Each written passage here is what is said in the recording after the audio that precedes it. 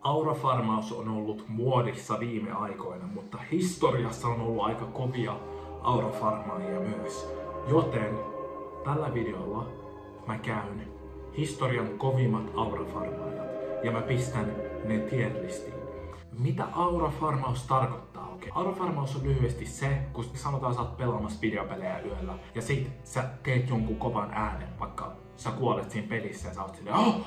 Ja sit sä kuulet, että sun äiti aukaisee oven ja sit se vaan kattoo sua. Se ei sano mitään, se vaan kattoo sua niinku tälleen. Se on niinku, sä tunnet sun äidin auran sillä hetkellä.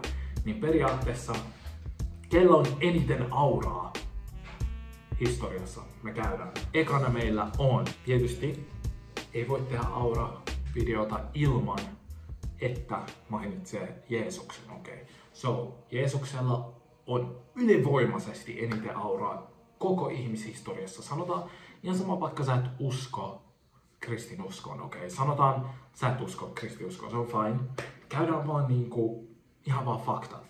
1. Käydään lempinimet, mitä sille ihmiset on antanut. Vapahtaja, Messias, pelastaja. Ymmärrättekö, jos sä oot pelaamassa futista ja sä kuulet vastustajatiimi sanoo, hei, päästä kentälle pelastaja, vapahtaja, Messias, sä oot siellä, joo, tää peli on done, koska tää äijä tulee kentälle ja tekee 5 maalia 10 minuutin sisään, so it's done. Niin samalla lailla, jos ihmiset antaa sulle ton lempinimen, sulle ei voi olla kuin vaan maksimiaura. So, ja sit toinen, kuvittele vielä, että jos ajanlasku alkaisi uudestaan sit kun sä oot syntynyt. Kuvittele nyt, sanotaan vaikka sun nimi on Eero, okei? Okay? Kuvittele, jos sä synnyt ja aika resettaa. Tää on niinku ensimmäinen Eeron vuosi. So, Jeesus menee helposti. Sillä on oma osio, joka on Jeesus. Boom. Sitten meillä on Urho Kekkonen. Jop, tätä te ette osannut odottaa. Urho Kekkonen on top aurafarmaaja. Lyhyesti. 1.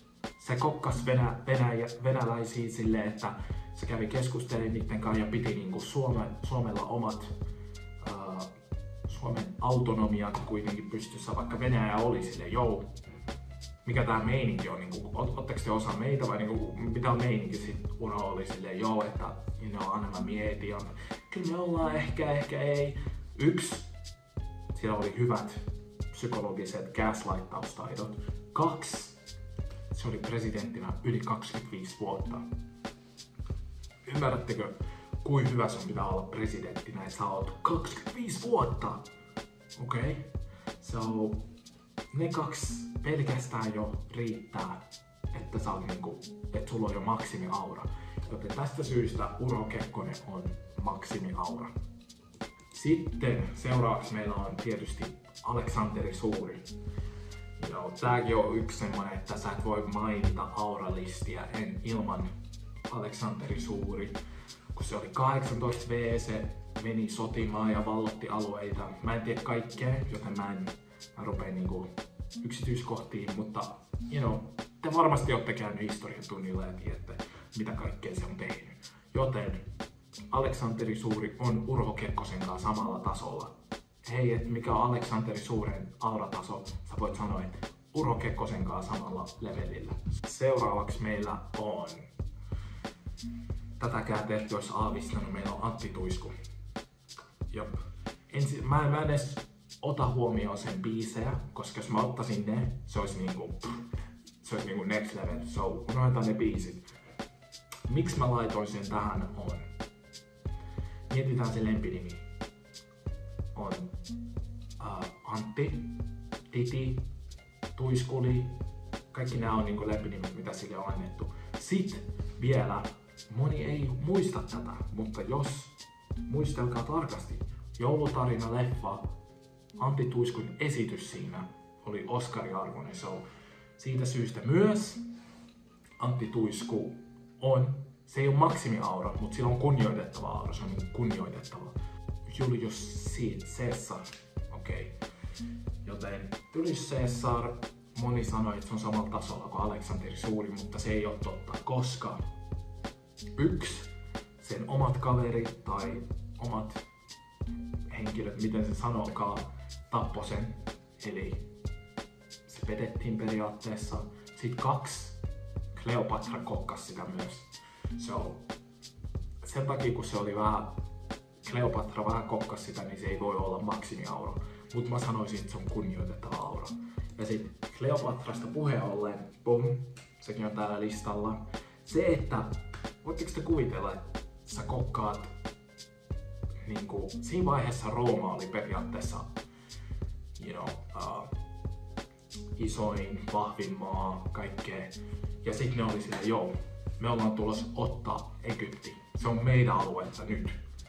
Ja sit sä oot silleen, sä et edes tarvi mennä sotaan, sä oot silleen, joo, kutsut sen makkariin, bum. Ja nyt se on silleen, you know what, sä saat pitää Egyptiin, right? So, siitä syystä maksimi aura Kleopatralle. Milan Jaff, sekin on tässä listalla, uskokaa tai ei. Milan Jaff, sillä on auraa, okei. Ensinnäkin kaikki muistaa, mitä se teki metrossa. Sitä ei tarvitse mainita edes. Sitten sen lisäksi sillä oli niin paljon auraa, että Suomi oli silleen, joo, tää äijä vie meidän kaikki auran täältä. So, meidän pitää lähettää tää äijä pois täältä takas Kurdistaniin tai mä en tiedä mistä se on, mutta ne oli silleen, joo, kansan uhka periaatteessa. Voitteko te kuvitella, että sulla on niin paljon auraa, että sut pitää lähettää pois maasta? Siitä syystä, mutta koska mä en aio käydä sen rikoshistoriaa läpi, siellä on vähän semmosia juttuja, jotka alentaa sen auraa, niin siellä on kyseenalainen aura. Carl Gustav Mannerheim. So, tääkin on semmonen, että niinku, auralevelit on niinku, kuvitelkaa ensinnäkin, että jos te ette tiedä armeijan systeemiä, presidentti on top armeijan polo. Mut kuvitelkaa, että sulla on niin paljon auraa, että susta tulee marsalkka, eli sä oot niinku, sä oot nyt se ykkösäijä. Ja sit sen päälle myöhemmin susta tulee myös presidentti vielä. So, sä oot periaatteessa ollut presidentti 2 kertaa. So, siitä syystä totta kai se on maksimi aura, maksimi. Joo, tää oli tää nopea auralisti.